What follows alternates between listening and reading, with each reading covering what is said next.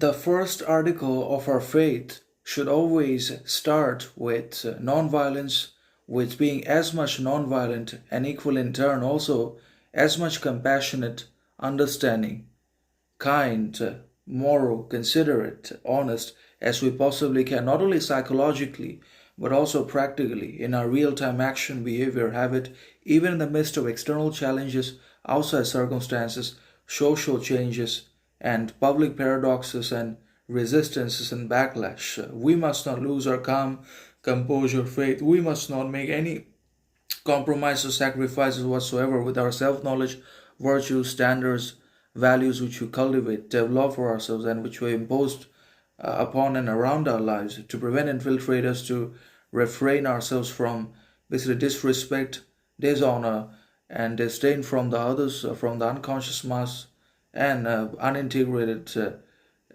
herd, anyways, in one or another. So, non-violence is very important. We must not be violent, but we must be non-violent instead, because the more capacity we're able to develop for the application of non-violence, kindness, understanding, humility, groundedness in action and practicality, the more we also open up the space for learning over basically pretending and aggressing and improve upon our mistakes, correcting our errors, rectifying our basically blunders, to make self knowledge possible, to fulfill our dreams, to satisfy our purposes, and to meet our goals, anyways, in one or another. So it's very important that we become non violent, that we remain humble, kind, understanding, and grounded as much as we can, because non violence is the first article of our faith. It is also the last article of our creed.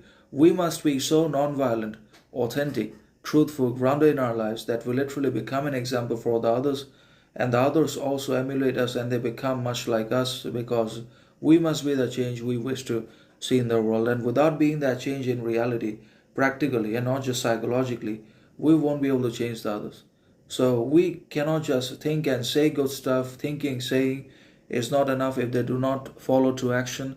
There must be harmony and absolute equality, justice between our thoughts, words, actions. Then only will be trusted and taken for seriously by the others also in one or another. When we literally practice humility, kindness, understanding, then we'll be able to influence the others, and the others might also turn down their ego or moderate their aggression and impulse or discipline their arrogance, and they might also become or try to be humble, understanding, compassionate, grounded, much like we are. So that is how